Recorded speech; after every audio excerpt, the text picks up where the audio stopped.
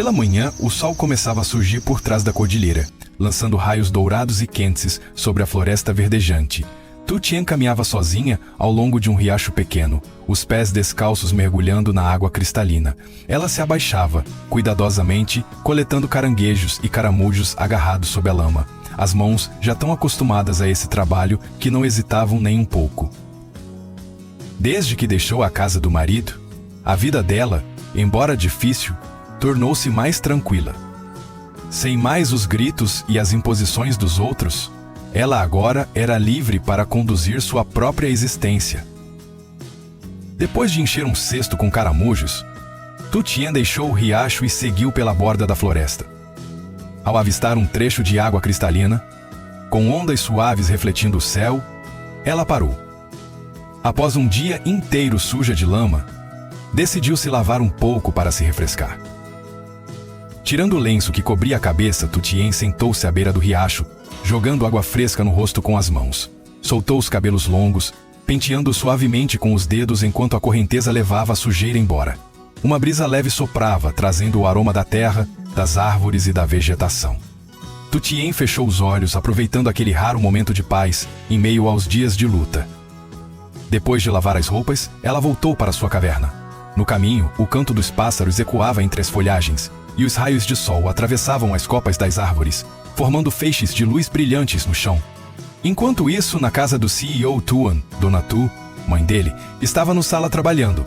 Apesar da idade avançada, ela ainda era muito dedicada, gerenciando uma parte das finanças dos projetos do filho. A porta se abriu e Lin, a irmã mais nova de Tuan, entrou com uma pequena caixa de presente nas mãos. Sorridente, ela entregou o pacote à mãe. Mãe, trouxe um presentinho para a senhora. Dona Tu sorriu, pegando a caixa. Você sempre pensando na mãe. Que filha boazinha.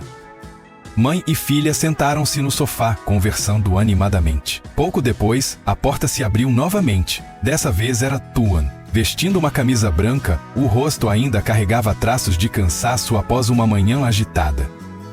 Cheguei, anunciou ele, tirando o capacete de proteção e colocando-o sobre a mesa.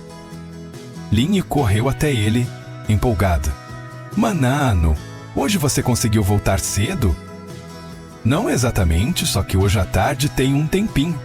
Então vim almoçar com a mãe e você. Dona Tui olhou para o filho, os olhos cheios de carinho. Ela sabia o quanto o trabalho de Tuan era exigente e como ele tinha pouco tempo para a família. Os três se sentaram à mesa para comer. O ambiente familiar estava repleto de calor. Em outro lugar, Tu-Tien, sozinha em sua caverna, comia silenciosamente uma tigela de mingau quente que acabara de preparar, o coração vazio em meio à solidão do espaço. Ao meio-dia, o sol ardente espalhava seus raios brilhantes sobre a estrada de terra irregular. Tuan, ao volante, dirigia o carro levando Lin para o canteiro de obras. Lin, sua irmã mais nova, sentada no banco do passageiro, não parava de tagarelar sobre as coisas que havia visto durante o dia. Manano, hoje eu conheci uma menininha vendendo coisa super fofa. Até ajudei uma senhorinha a calcular o troco. Tuan sorriu, dirigindo enquanto ouvia com atenção. De repente, na estrada, eles avistaram um grupo de pessoas reunidas, cercando um homem.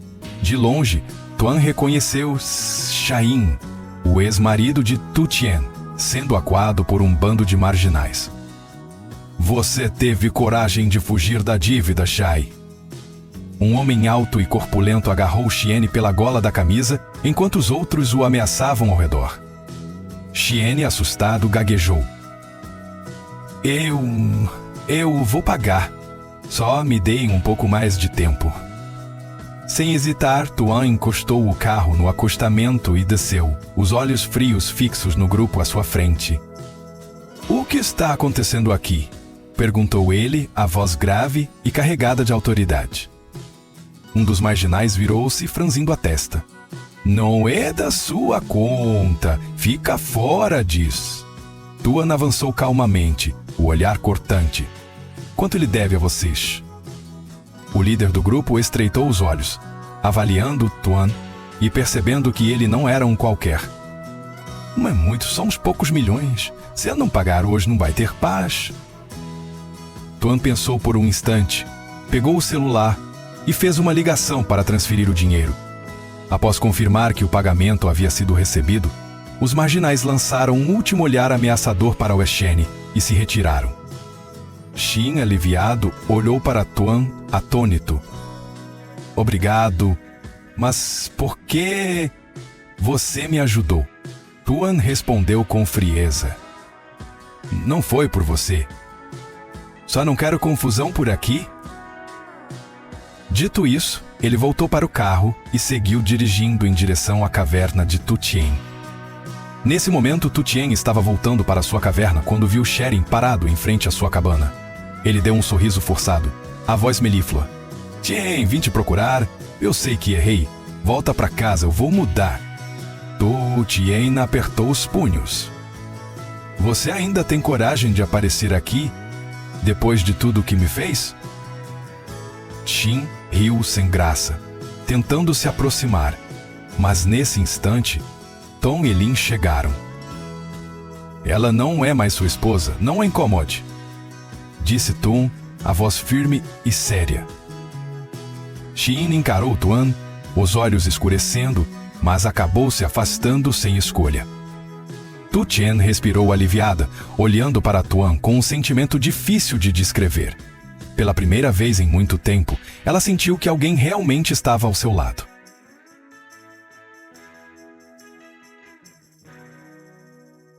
Depois que Xiene se foi, Tu Tien permaneceu em silêncio diante da entrada da caverna, os olhos acompanhando a silhueta do homem que um dia foi seu marido. Apesar de ter rejeitado firmemente suas palavras, as promessas doces de Xiene ainda fizeram seu coração doer um pouco. Não por ainda sentir algo por ele, mas porque as lembranças amargas do passado voltaram à tona, como uma ferida que ainda não cicatrizou completamente. Tuan e Lin continuavam ali. Lin, de repente, falou com uma voz suave, mas sincera. Você tá bem, maná? Tu Tien respirou fundo e balançou a cabeça levemente. Tu bem? Tuan a observava, os olhos carregados de reflexão. Ele entendia que as cicatrizes no coração dela não desapareceriam de um dia para o outro, mas também não queria forçá-la a parecer forte quando estava vulnerável. Após um momento, ele disse em tom calmo: Se precisar de alguma coisa é só falar. Eu ajudo no que puder. Tu Tien assentiu, mas manteve certa distância. Acostumada a resolver tudo sozinha, ela nunca imaginou que alguém estaria disposto a ajudá-la, sem pedir nada em troca. Depois que eles partiram, Tu Tien caminhou em silêncio até a pequena estrada em frente à caverna. Sentia um peso no peito, os olhos marejados, mas lutava para segurar as lágrimas. Não querendo se deixar desmoronar, continuou andando, esperando que uma brisa pudesse aliviar um pouco sua tristeza. Enquanto estava sentada à beira da estrada, uma mulher idosa passou por ali e, ao vê-la perdida em pensamentos, parou. Menina, tá triste com alguma coisa? Tu Tien ergueu os olhos para a senhora, um pouco surpresa. Tentou sorrir, mas não conseguiu esconder a melancolia. Não é nada, tia. A idosa sentou-se ao seu lado, a voz serena. Olhando para você, vejo um pouco de mim mesma quando jovem. Também sofri muito, mas consegui superar. Nessa vida, se ninguém te amar, você tem que aprender a se amar. As palavras tocaram Tu Tien, como uma faca suave cravando-se em seu coração. Ela baixou a cabeça, as mãos apertando-se uma contra a outra. Após um tempo, levantou-se, fez uma reverência de agradecimento à senhora e voltou silenciosamente para a caverna. Ao chegar, acendeu uma fogueira e colocou uma pequena panela de mingau para cozinhar. As chamas crepitavam, refletindo em seu rosto cheio de pensamentos. Quando o mingau começou a ferver, Tu Tien se sentou com os joelhos dobrados, encarando o fogo enquanto sua mente vagava em um turbilhão de pensamentos. Os eventos recentes a deixavam ao mesmo tempo triste e magoada. Ela pegou uma tigela, serviu o mingau, soprou suavemente e levou à boca. Mas ao engolir, as lágrimas começaram a cair sem que pudesse evitar. Ela comia e chorava ao mesmo tempo. Não era por fome, nem porque o mingau estava salgado ou sem graça, mas porque seu coração estava carregado de uma dor imensa.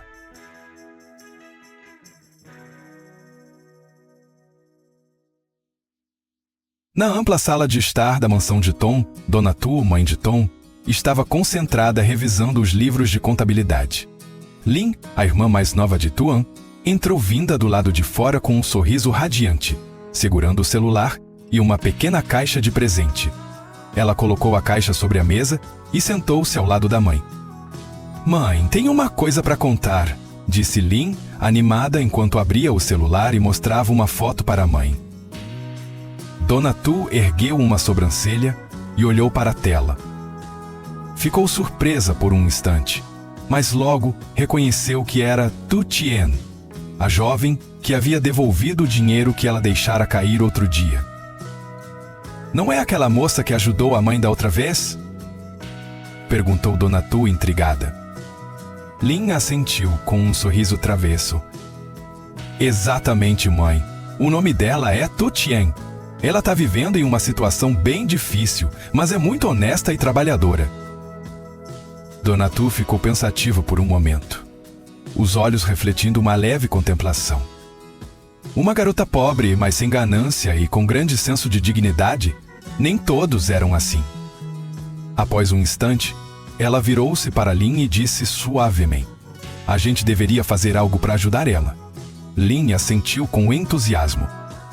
"Sim, eu também acho. Que tal a gente visitar ela juntas, mãe?"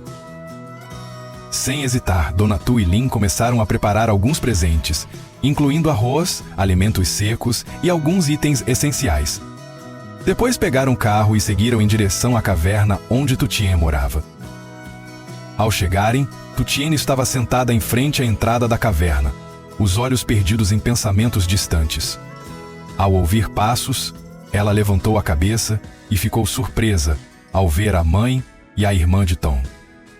Lin aproximou-se com um sorriso alegre. "Oi, mana Tu Tien. Hoje eu e a mãe viemos te visitar." Dona Tu também falou com um tom gentil. "Da outra vez você me ajudou, então hoje vim te fazer uma visita e trouxe algumas coisas para você." Tu Tien levantou-se, desconcertada, olhando para as sacolas cheias nas mãos delas. Balançou a cabeça, com um tom educado. "Obrigada, mas eu não posso aceitar tanto assim." Dona Tu sorriu, os olhos bondosos. "Não tem problema, minha filha. É só um gesto de carinho. Quem é bom merece receber coisas boas também." Lin rapidamente entregou as sacolas a Tu Tien, não dando chance para ela recusar. Depois de conversarem por um tempo, sentindo que não podia mais negar, Tu Tien assentiu e aceitou. Em retribuição, ela entrou na caverna, pegou algumas verduras silvestres e abóboras que havia cultivado, embrulhou tudo com cuidado e ofereceu a Dona Tu. "Eu não tenho muito, só essas verduras e abóboras. Espero que a senhora aceite para me deixar feliz." Dona Tu olhou para o presente simples, mas cheio de coração, e sentiu uma onda de calor no peito.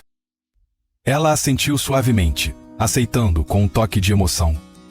Talvez, pensou, essa jovem fosse muito mais especial do que ela imaginava.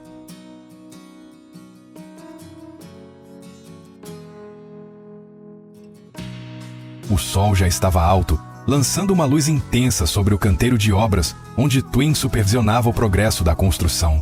Apesar de ser o CEO de uma grande empresa, ele sempre fazia questão de estar presente no local para garantir que tudo seguisse conforme o planejado. Com o suor pingando na testa, Tuan examinava atentamente os projetos, ouvindo os relatórios dos engenheiros. Um dos gerentes se aproximou, falando com respeito. "Senhor Tuan, a fundação da área oeste está enfrentando um probleminha. O solo aqui é bem macio, precisa de um reforço extra para garantir a segurança."